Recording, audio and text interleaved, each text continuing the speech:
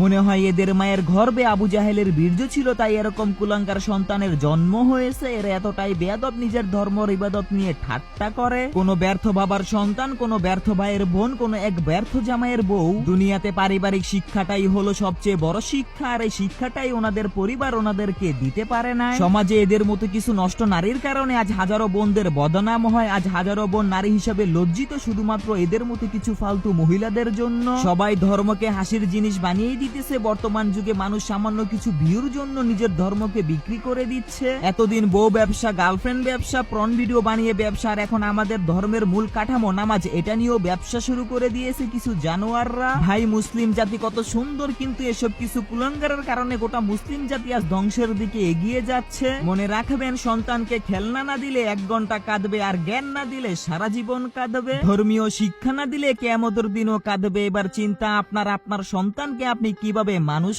করবে। আর হ্যাঁ, নষ্ট গাড়ি ঠিক করা গেলেও নষ্ট নারী কখনোই ঠিক করা সম্ভব নয়। এতক্ষণ আপনাদের সাথে ছিলাম আমি আকাশ আহমেদ আরিফ। ভাই, আমার এই কথাগুলো আপনি চাইলে সিরিয়াসলি ভাবেও নিতে পারেন এবং আপনি চাইলে ফান হিসাবেও নিতে পারেন, কিন্তু মনে রাখবেন, অশ্লীলতার নোংরামো করে কখনোই পার পাবেন না। ধন্যবাদ।